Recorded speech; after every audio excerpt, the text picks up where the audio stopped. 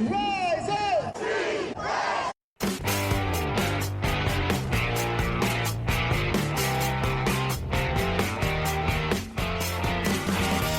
This is the Rise Up See Red podcast, all about the Arizona Cardinals and the NFL, featuring insider and outsider perspectives. Enjoy the best hour of Cardinals talk on the web. Now here are your hosts, Jess Root and Seth Cox.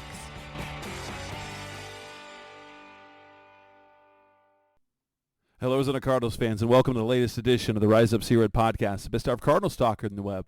I'm your host, Jess Root from CardsWire.com, the USA Today NFL Wire site that covers the Arizona Cardinals. And with me, as is normally the case, is co-host Seth Cox from RevengeOfTheBirds.com, the SB Nation Arizona Cardinals site that covers, of course, the Cardinals, and one of the hosts of the original Draft Breakdown podcast. Seth, we are past the initial talk of the draft. We're doing a little bit things like that. But one thing we didn't talk about was the very, very small group of undrafted rookies that the Cardinals added. They signed exactly three. But that's because they had 12 draft picks. And so it was a total addition of 15 players. We talked about the draft picks on our last show. We reacted to the draft. What is there to know about our three undrafted rookies? We've got Xavier Weaver, receiver out of Colorado. We've got Myles Murphy, defensive tackle out of North Carolina, and NC State long snapper Joe Shimko. What's the rundown on Weaver to start with? Because he was the kind of the first name that came out of everything. Yeah, Weaver's an interesting one because he's a guy that, has been around for a while, and that's not unexpected. And I think over the next couple of years, as we get through the COVID kids, we'll see these kind of start to whittle out.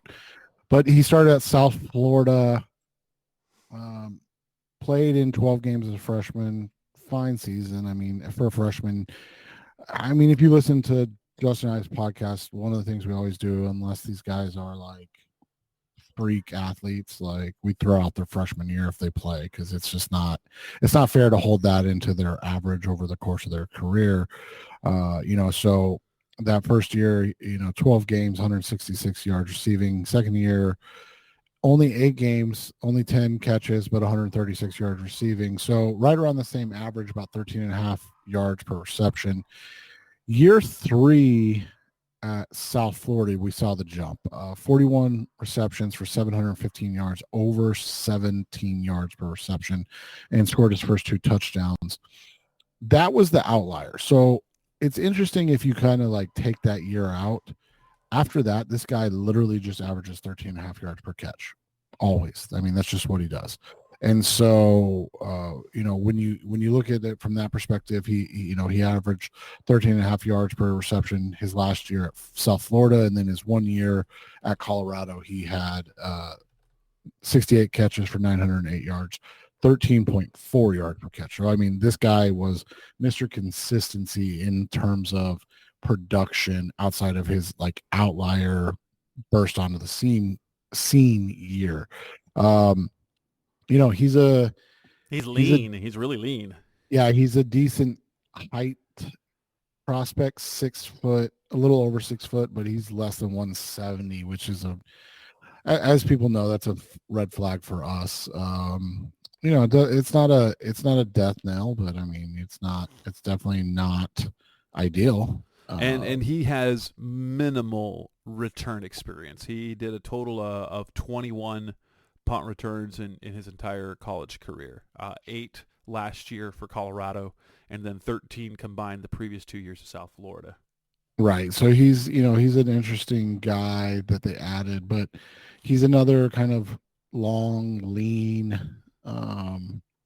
ex-receiver type that you can see. I mean, in that case, he's not a bad pickup as an undrafted free agent, but he has obviously those red flags that we talked about. None of them, nothing bad, just when you're sub 170 pounds, it's tough, man. He liked him. The Cardinals do like him, obviously, because I think they threw all their guaranteed money at him, all of it. Yeah, $225,000 of his salary guaranteed, 30,000 I think it was to sign, which all but locks him in as a practice squatter unless someone else snags him.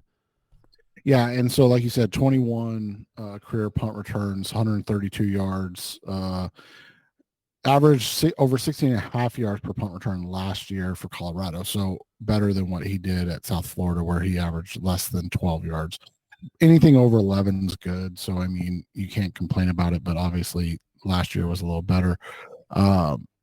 Interesting that he was a second team all AAC player 2 years ago, his last year at South Florida, and then decided to move on to Colorado. I don't know if that was it like was it a Dion thing? Yeah, that's what you have to.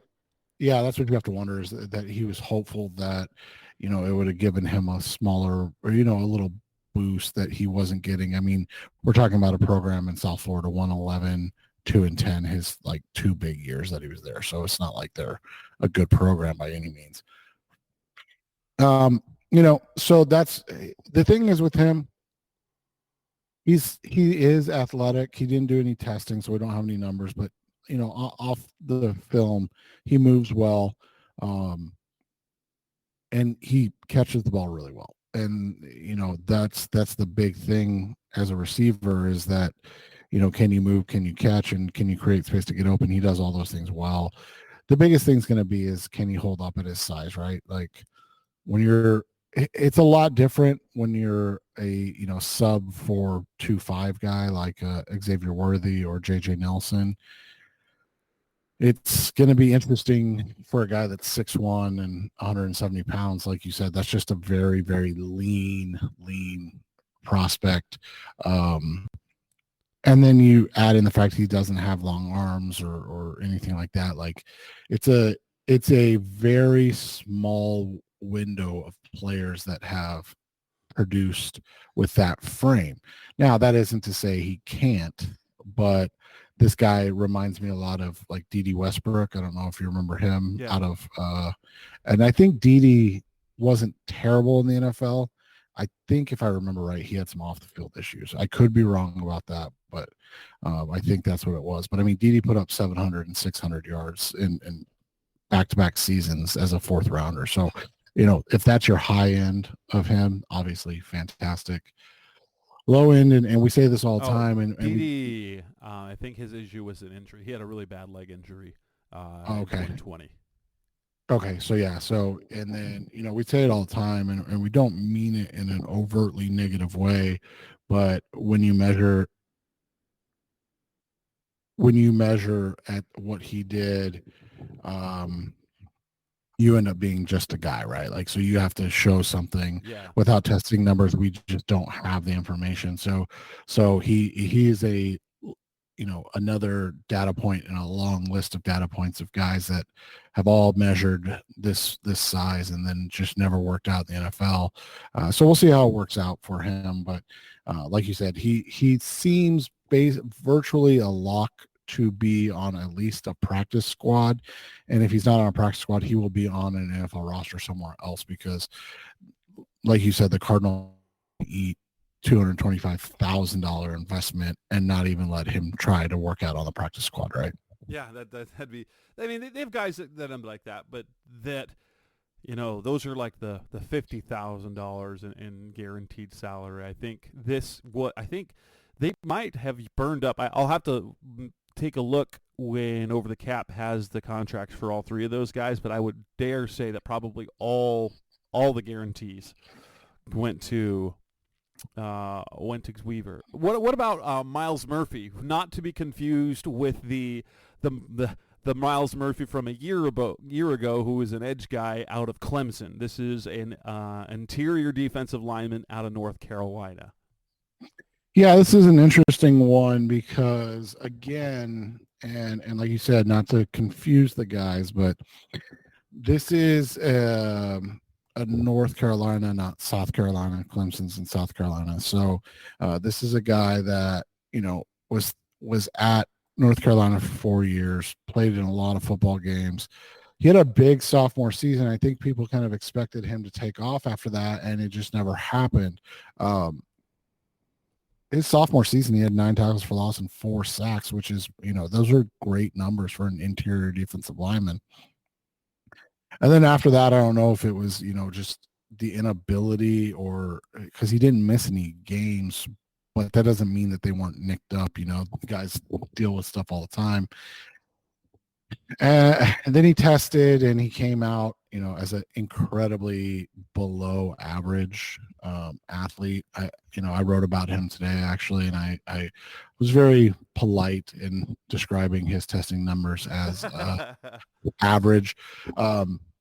Size-wise, good size, man. I mean, over 6'4", 310 pounds. He's a good sized guy. Interesting though, like not broad chested. So what I mean by that is his arms are a decent length, almost 34 inches, but he's got an actual small wingspan. So he's not like thick across the body. And then from there, his testing numbers, I mean, 26th percentile for his 40, 17th percentile for his short shuttle, 38th percentile for his vertical.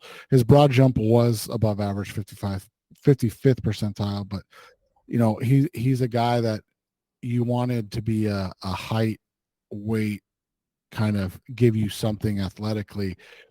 But the thing is, he's an incredibly disciplined worker, and he's a guy that is actually has that motor that doesn't stop running, and so he's kind of that hustle guy on the defense. He's not he doesn't show you anything in terms of pass rush moves or anything like that, but he's strong, he can anchor.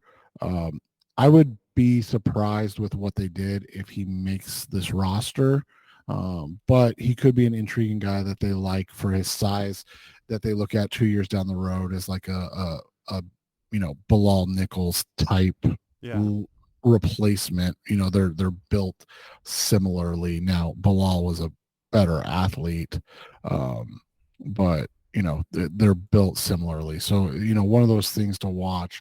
But he seems at best destined for the practice squad, and more likely a guy that probably doesn't make the roster and not the practice squad either coming out of camps. Yeah, and the same lot, I think, despite as good as he was in college, Joe Shimko was, I guess, I saw the numbers somewhere, he had perfect snaps his entire career, was one of the top. He won the award last year for the best long snapper in the nation. That's about the only award you can win as a long snapper. Right, exactly. And so he comes good. He's good at what he does coming out of college. It's going to take a little bit, obviously, to unseat Aaron Brewer, as long as Aaron Brewer is healthy.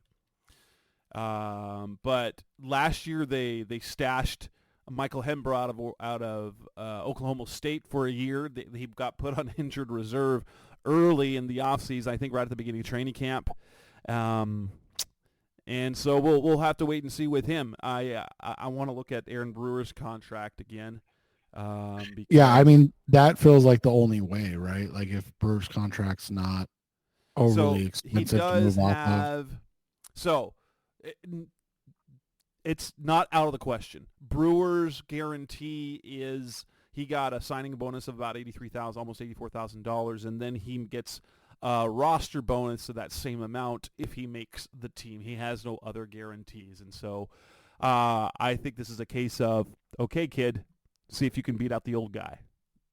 Yeah, and I mean, the interesting thing about him is that he's actually not as big as you expect. He's sub 6 feet tall, came in under 240 pounds. He ran a 5.08, so 5.0840, which is, again, it's not like if you see plays. Yeah, but you see plays on like the photo that they have on file for him for USA Today photos. It's not snapping the ball. He's down the field running on special teams, making the special field. So he gets down the field and makes plays as a player. Yeah, so we'll see how that all works out. But it's yeah, I mean, it's not an overly bad chance, but again, you're not, you're talking about a guy that didn't record a tackle in 2023, which, as a long snapper isn't your first job, just so we're clear, but also is, something that you would at least like to see once or twice, right? And then though I think it came up to what it was a 906 perfect snaps through Yeah. his college career. That's not bad. And then and that's what the question becomes, because we know he can snap, right? And so the question is, can he do the rest of the job that a long snapper has to do? And like I said, that frame is relatively small, comparatively speaking, for an NFL long snapper. So again, we will see how that works out. Like you said, though, Aaron Burr's been around forever, and he is same size as in weight, about 240, but I mean, he's 6'5" as opposed to 5'11". So it'll be interesting, because it's just not something that you see very often. But I mean, Brewer is 34 years old. He'll be 34 shortly. He's been on the roster since 2016. I mean, he's been around forever. And we've seen, obviously, from when he went down and things like that, like it can go sideways quick with those groups, right? Remember, they brought in Canada, or was it Canada?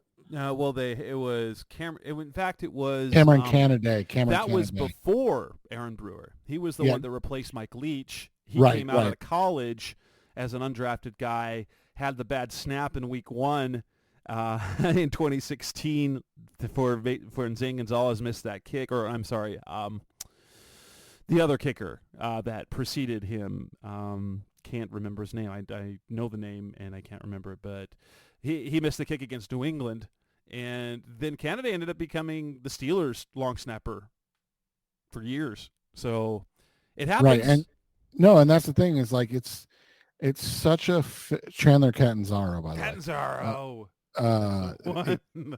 It's such a fickle position. So like, that's why teams usually, like, that's why you see most of the time when guys get replaced, it's because they get replaced via retirement, right? Like they're not just openly quitting, they're or getting fired unless they're bad at their job. And once you're good at your job, people are just like, oh, we'll just keep you around until you don't want to do this anymore, because it saves us the headache, right? Right. And no long snapper makes much more than the league minimum. Like, you might get slightly more than the league minimum, but not much.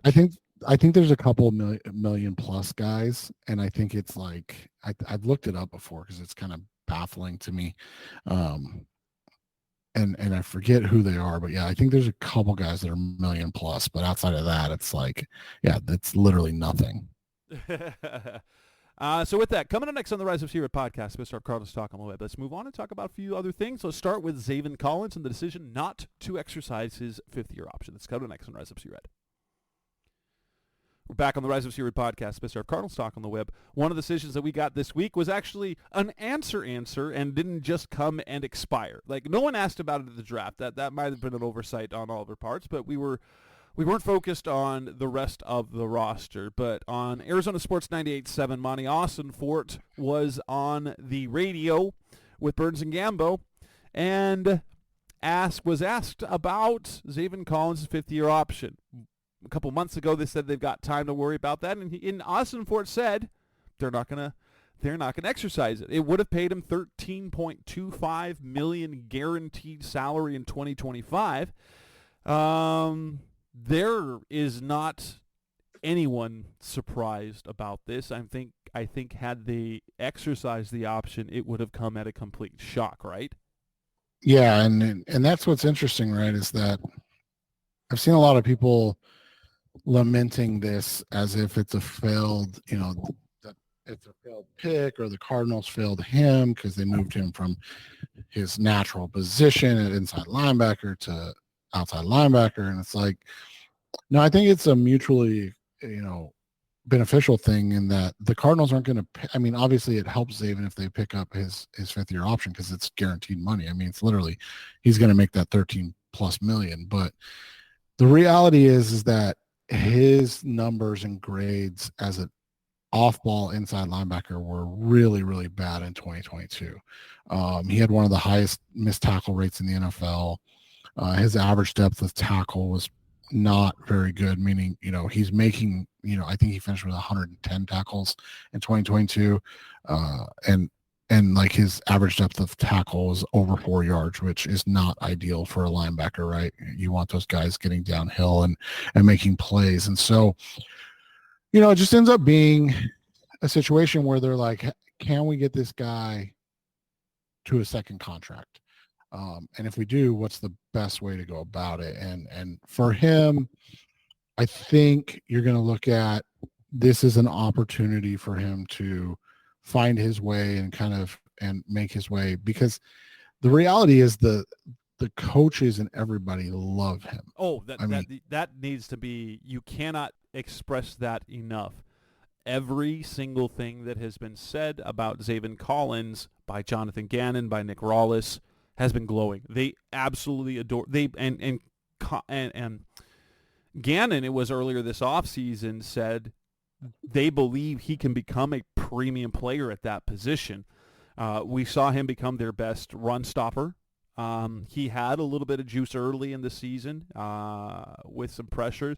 But in fairness, this was the first time he was full-time at the edge. He came out of college. And there were some that wondered if he would be moved there because of his size. He was 6'4", 265. That's kind of the ideal build for someone on the edge for a lot of these defenses. And, he was asked to do that in one offseason. Nick Rawlis loves him. He does offer some versatility. He didn't just rush. And he was quick to point that out to me when I asked him at the end of the season I think it was after the finale. It's like, after the season on the edge, he's, well, wait, I played this. He did play off the ball. He dropped into covers. He played as an inside rusher. But I mean, ultimately, he was not that. His role was that of an edge guy that played multiple roles. He likes it. He likes the position. The coaches love him, and they see something in him. And I think if you want to go back to one of the television broadcasts early in the season, and this is information they get from the production meeting, he was referred to as a blossoming star. That's what this team sees in Zaven Collins, even though we haven't seen it. So I get it. Was made perfect sense. You don't lock him into that $13 million beyond this season when he hasn't done much to do it. But if he comes out and has 8-10 sacks, in his second year as a pass rusher, he could easily make that much in a negotiated contract. The truth is the Cardinals just have flexibility when it comes to that. If he doesn't end up being a prolific pass rusher, like with big, like quantifiable sack numbers, they'll probably still bring him back. But yeah, it's just they have a lot of options. It doesn't sound like the Isaiah Simmons situation a year ago, because the buzz around the time was that they needed to figure out where he fits best, because that was the company line last offseason. We're going to get everyone in the building. We're going to figure out where they fit best. And with Zaven, it's been, we believe it. We love him. We love Zaven. We want him here. We love what he's doing. And which is funny because it's that people aren't listening. Like, fans are not listening to what coaches are saying. Coaches and front office people will hedge things if they don't absolutely believe in a player. But they will tell you when they believe in a player. And if there is one person that they have, three players on this roster that get consistent praise. Four. I've got Kyler Murray. They gas him up. James Conner, Zaven Collins, and Budda Baker. The coaches gas them up any opportunity they get to. Yeah, and you look at it. I mean, you look at his projection and profile as an off-ball linebacker, right? And there are some really nice things there. Coming into it, he came in at just under 6'5" and about 260, which are, 95th percentile for the position. He has the long arms for the position. And then you get into the athletic metrics, especially. And his 40 time is slightly above average at 4.66. His vertical and broad were good. I mean, his vertical at 35 is 63rd, his broad's 122nd, but his short shuttle was always concerning. He was 35th percentile for short shuttle as an off-ball linebacker, which is, one of the key pieces to being an off-ball linebacker. You slot those numbers in as an edge player, and he's a little undersized at 260, but it's not like it's anything crazy. He makes a really good 3-4 edge. Right. His 40 time goes up into the 79th percentile. His vertical is 71st. His broad is 81st. So, much better. But you put him on the edge, and that short shuttle goes from 35th to 66th percentile. So, again, what it's showing is that they're saying, hey, we just don't see the foot speed and then the instincts to be an every down off-ball linebacker. Like you said, they played him there. I think it was like 50 some odd snaps. But you put him on the edge, and this is a well above average athlete at the position. And he's a little bit smaller, but not overly small. And he moves also well happens enough to be on a defense where they put an extremely undersized Dennis Gardeck on the edge. Right. And so, I think what they're doing for him, like I've said all along, I think they're really trying to get him to have success and be a successful player. And like you said, get to that second contract, because that's the key to this whole thing, is that you get players that are good enough to get those second contracts. And so, as an outside linebacker, this guy played 567 snaps. As an inside linebacker, he played about 30, but he played 35 snaps as a slot corner as well. So, I mean, you're talking about a guy that was asked to do a lot of things. He did them well. He had what can only be considered his best season as a pro, even if people didn't like it, right? like he had his best season. And so I think that's why they're so excited, because the grading came out so much better this year than it was last year, and that they're like, we made the right decision. Yeah, he's not an all pro, but he should prove that he could do it, and hopefully he continues to grow in that aspect. Coming up next on the Rise of Zero podcast, Best Our Cardinals Talk on the Web, let's move on and talk about one of the issues that's come up about that number 1 draft pick, Marvin Harrison Jr. That's coming up next on Rise of Zero.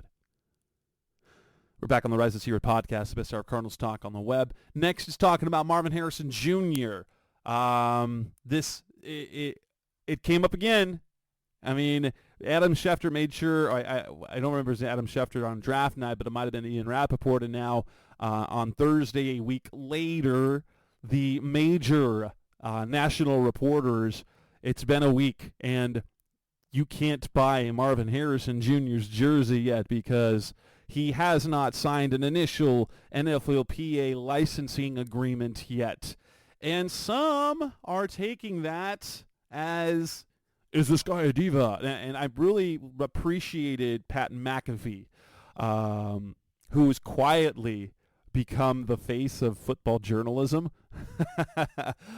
I actually get a real big kick at. I love the show when I watch it, but he gets the insight about that. Pat McAfee, who was not a member of the NFLPA for the last couple of years in his career, because frankly the NFLPA did not represent him all that well. Harrison, everything we're getting about there says there's nothing to worry about, but then there's this business thing where he's, I guess, trying to leverage more money, which, good for this business team. Is this a concern for you right now? Is it a concern for you at all that this is this minor distraction on the outside. I don't think this does a distraction for anyone inside the locker room because it's just about jersey sales, which doesn't involve anybody inside the building. But it is a talking point, and I will say this: the NFLPA / Fanatics are using the big name reporters as shills right now. It's not even say, hey, he still hasn't done it. It's like in bold caps. It's been a whole week, and Marvin Harrison Jr. still has not signed an NFLPA licensing agreement. You can't get his jersey. Yeah, I mean, that's just the reality of it. It's just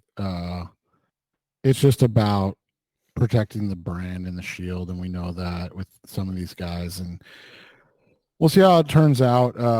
Yeah, it's nothing to worry about. I mean, outside of me not having to spend any money, which is nice. So, well, plus we got to find out what he's going to wear. That said, it sounds like Fanatics, like on some of these prominent athletes, the NFLPA try to get them locked up in his sophomore year to try and get that first licensing agreement. And then it covers the first 2 years of their NFL career. And Marv's like, nah, I'm going to wait. And now that he has more leverage, because now he's not just a college athlete, he's not just an Ohio State Buckeye, he's now the number 4 pick in the draft, he's trying to leverage a little more money. I think ultimately Fanatics is going to have to, and anyone who's ever ordered anything from Fanatics knows how frustrating Fanatics can be. They've got all this stuff, but frickin' frack the amount of headaches that they cause. It's not a great it's not product. Your favorite thing. It's where you have to go to get all the good licensed stuff, but you come away like, but why? That said, not a worry for me. If he can leverage more money out of it, good for him. That's something they're going to handle business side. It's not going to affect the stuff in the building. It's not going to affect the stuff on the field. And for all the stuff that people might be worried about mentality-wise, he's just let his business guys handle that. That's probably driven by his father, let's be honest. Because everything that we've heard about him is as the human being, he has the quiet demeanor of a Larry Fitzgerald, the work ethic where he's starts off the day on the jugs machine, ends the day on the jugs machine. He's just a tireless worker. He's loved by his teammates.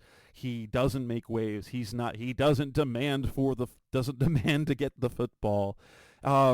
So this is completely separate. I'm not worried about it at all, and I don't mind it. Honestly, I don't mind it at all. Yeah, and it's just one of those things, like you said, when off season comes, people just want to drudge things up to try to have a conversation about things that really don't matter. And with that, coming next to the Rise of Sierra podcast, best our Cardinals talk on the web. Let's talk about the draft picks. We've already reacted to them, but those 12 players that they selected, what role do we think that they will have in 2024, if at all? That's coming next on Rise of Sierra. We're back on the Rise of Sierra podcast, best hour of Cardinals talk on the web. Let's look at the 2024 draft class for the Arizona Cardinals and look at kind of what our initial expectations are for their roles. And with 12 rookies, with 12, not just the undrafted, but 12 draft picks, I believe they had 12 draft picks back a few years back.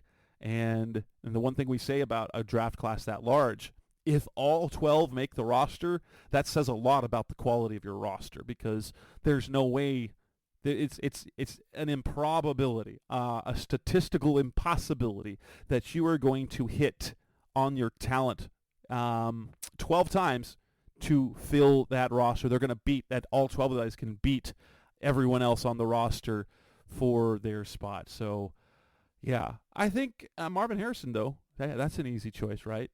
What would be obviously be kind of the expected role for him, right? Is starting X, leading receiver. I assume that's where he goes to and where he ends up at. I mean, I would be surprised if he didn't. Let's say it that. Let's put it that way. It'd be shocking. Like, honestly, it'd be shocking if he wasn't. I know, Drew Petzing came out and said he's going to earn his spot. He's going to be just like, yes, he is. But he's also going to be like Paris Johnson Jr., who the second they got him in on the field when they were doing on-field stuff, he was in the starting lineup. He was with the first team, and he will get first-team reps the whole time. And let's be honest, there isn't another guy on the roster that you want as your starting X based on the roster of guys that you got right now. Nope. Not a single one of those, unless you think Michael Wilson can be a reliable X. He mostly played Z last year, and I think that's how they project him. There is nobody else on this roster I want as their starting X. Yeah, I would agree with that. Go down to Darius Robinson, 27th pick, second first-round pick. I as a defensive lineman, I'm not going to say he's a starter, but I think it's clear that the expected role will be prominent rotational player. Yeah, I think we discussed this a little bit last episode. Expectation is probably the wrong word, but I assume that he's going to be a guy that comes in, plays quite a bit, and he and LJ Collier kind of hold down that pseudo defensive end role in the 34 defense. Yeah, because if you're looking at the starters, the quote-unquote starters, right now you get LJ Collier, you got Justin Jones, you got Bilal Nichols. I mean, are you going to expect him or think that he's going to beat out any of those guys too that just signed pretty large contracts relatively in free agency? And LJ Collier, a guy that they really liked. Honestly, they felt really good about last year, and for like the 3 snaps he was on the field, like leading up to the regular season opener, there was a lot of, he was a high reward guy with a low risk, and he looked good. He looked good at what he was doing, only to then tear his biceps. Now, LJ Collier's career arc suggests that it might not be long before Darius Robinson is in the lineup because Collier's career has been marred by injuries. That said, I would expect him to be sort of D lineman 4 or 5, wouldn't you guess? Yeah, I mean, I think he's going to come in. He'll compete for that 3 spot, like we said, as one of the starters, but he'll probably end up being, and I've told people this for years, like, especially unless you are a complete, like, freak of nature, coming in as the number, as the backup and getting those 50% of reps, that's not a bad thing. You get the same amount of reps. You just don't start the game. Yeah. We go to the second round pick, cornerback Max Melton. He seems like a guy that is, now granted they drafted 3 cornerbacks, and you look at him and Elijah Jones, both as guys who could potentially play, but wouldn't you say that the hope would be that Melton is probably, and forgive me if I forget, did he played both inside and out, right? Yes, he's done that a lot. Okay, so I think he will, like, you would want to see him as either your number 3 corner behind Sean Murphy-Bunting and Garrett Williams, the role being whether or not he's boundary or whether he comes just in as the 3rd guy to play the slot. Yeah, it'll be interesting to see where they, kind of slot him in this year, no pun intended. And he figures into the defense. You got a guy and Max that, last year, 22, which is last year when I'm referring to the new draft class. Last year, 500 snaps at wide corner, but he played a lot like as a slot kind of box type of guy too. So it's not like he didn't do it. And then this year, 487 snaps, and then again over 100 snaps as a slot, kind of box guy. So he's done a lot of it. We talked about the athleticism, the size. I think he's going to come in as corner kind of 3 for this team this year. It'll just be determined whether like if Garrett Williams is your corner 2, whether he slides inside when Melton comes in. And the nice thing is that they both have that inside-out experience. Yes. So I think, and Williams, let's be honest, Williams played quite well in the slot last year when he played. Correct. Yep. Then we go to round 3 where they had 4 picks. Their first pick, Trey Benson, is a guy we're both excited about. What role do you think? Do you think he will push his way to RB2, or will he end up being more RB3 specialized guy?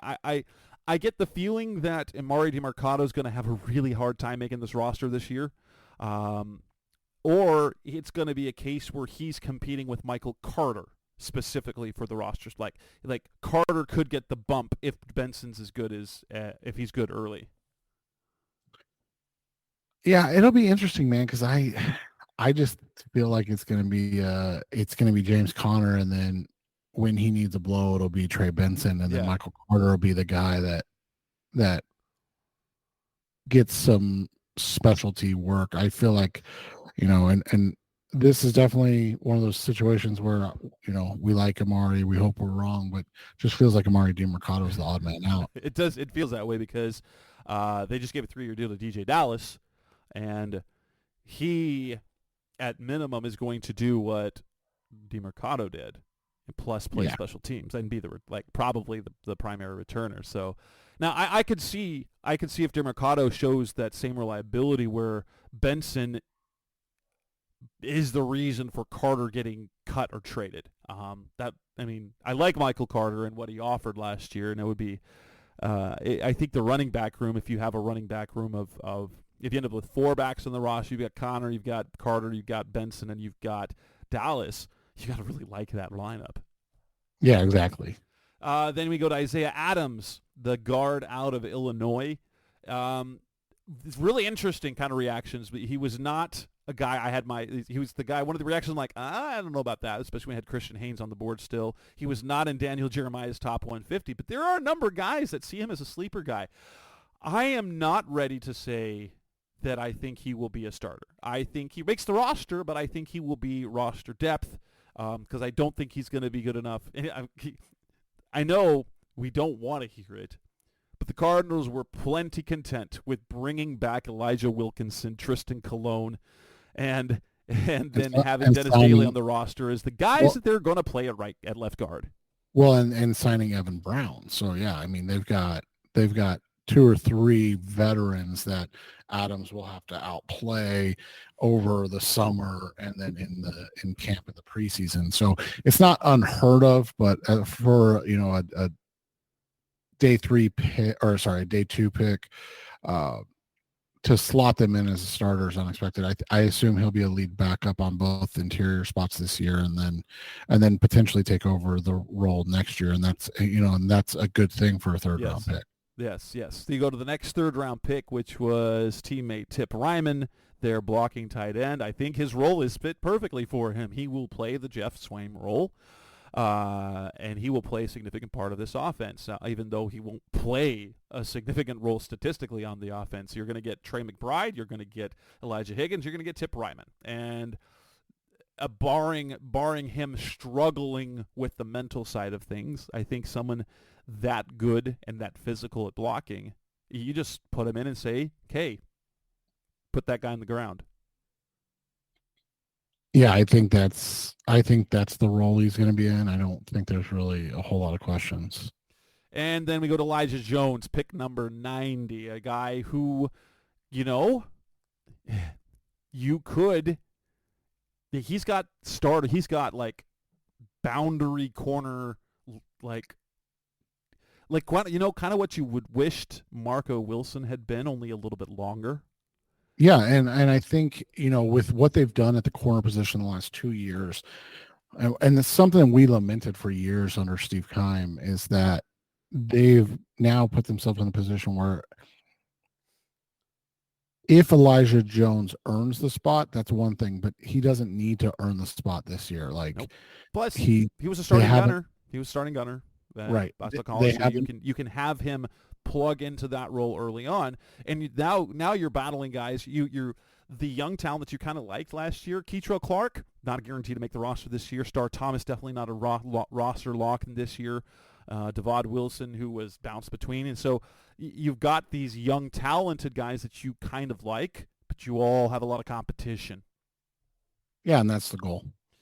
Dadrian Taylor Demerson, their 4th-round pick, known as Rabbit. In a perfect world, he plays the role that Andre Sachary played, and he is their third safety in big nickel. Yeah, and I think that's what's going to happen. Or dime. I guess they do that sometimes. Because sometimes, dime. But yeah, that'd be perfect. But you have him be Andre Sacheret. Sacheret is probably going to be on the roster. He does stuff on special teams, or I don't know if Sacheret is a lock for the roster because Joey Blunt is a stronger special teams player. And then you got Bobby Price, the other cornerback, who's strong on special teams. But it would be great to see Rabbit kind of win that number 3 role as a rookie, and then kind of put himself in place to make the front office be able to make a decision as to what the safety room looks like, with Buddha hitting free agency next year. If they like Rabbit enough to say, okay, that means Buddha, you can go get paid one more time, and we love you, but it's Rabbit's turn. Yep, and I think that's where they're at right now. We go to round 5, and we get Xavier Thomas, the edge out of Clemson. I don't expect him to start, but I hope he's good enough to make the roster and play, the Victor Dimukeje role. Like, I think if he's going to replace someone on the roster, maybe it's Dimukeje. But let's be real. As much as we liked Cam Thomas 2 years ago, he disappeared, and he might just simply replace Cam Thomas. Yeah, and that's what I'm thinking, is that he's going to get an opportunity. I just don't know where Cam Thomas fits in this roster anymore. And because Dimukeje, his playing time ebbed and flowed, but you got the feeling that he was well liked by this coaching staff, and the roles that he did pretty well. Like, you'd see him, he had the sacks early in the season. It didn't much. No one had sacks down the stretch except for Dennis Gardeck on that fake sack when Justin Fields ran out of bounds. But Dimukeje, he did a lot of good things in the run game as setting the edge. He basically outperforming what you would want from a 6th round pick out of Duke. And Thomas outdoes what Dimukeje does athletically. And so you've got flashes of what could be because of the type of athlete and the expectation he came in to college with. I wonder if there's still a ceiling that he hasn't reached despite being a 5-year guy. Yeah, and that's what's interesting about it, is that you're looking at a situation where 2 guys that weren't drafted here, because the other one we didn't talk about is Jesse Luketa, right? Yeah. And Luketa, he's hard to get rid of. Yeah. And so you got 2 guys that weren't drafted by this group. They're both, kind of at the end is probably the wrong word, but like you said, kind of at the max of where they're going to get to for this team. And they've had, the fact that they've both been on the roster for 3 and 4 years respectively is impressive, right? Yeah, it really is. You go on to Christian Jones, the tackle out of Texas. He's the guy that I'm like, it's going to be hard for him to make this roster. He's going to have to beat out Kelvin Beachum. And do you want to not have Kelvin Beachum on the roster? So the only thing I can think is this, Jess. So you go Jonah, like the 5 starters in no specific spots. Jonah, one of Wilkinson or Brown, Froholt, Hernandez, Johnson. Okay, so that's 5. We're going to assume as Isaiah Adams makes the roster, so that's 6. Then obviously one of Wilkinson or Brown is not a starter, so that's 7. So that leaves Beachum, Cologne, and Dennis Daly, and as well as John Gaines. So is Jones a lock? I doubt it. Is Beachum a lock? I feel like they wouldn't go into the season with Jonah Williams, Paris Johnson, and Christian Jones as their 3-man tackle rotation. Right. And unless John Gaines is doing more than we expected, and or so then they feel comfortable letting go of Wilkinson or Cologne then it just feels like Which in that case, they'll have to eat some guaranteed salary on both of yeah, those guys. like 1.5 millish, right? And so that's why it's going to be interesting because you don't see where the fit is. But And it's I okay. also don't. The practice squad works, honestly. But we Yeah, also have questions like that. He's got the athletic red flag, so like I'm mentally prepared for this. Like Dorian Johnson, plug and play starter. Dude couldn't move. So I will not say he's not going to make the team at all. It's just going to be really hard for him to make the roster, barring injury, let's say. Yeah, that makes sense. Tajon Palmer, receiver. I don't know. Yeah. I genuinely don't see it. I like Tajon. I don't see it. Well, I mean, look at if you've got Marv, you've got Wilson, you've got Dortch, then you've got Chris Moore, a guy. I'll have to take a look. I think there's some guarantees there. I think we said on the last show the spot he could fit is he could potentially be a Zach Pascal replacement. Yes. But Pascal is a veteran that's done it, and TJ is a guy that is going to have to. And Chris Moore also felt like that signing because they guaranteed they gave him $500,000 to sign and guaranteed $250,000 of his salary.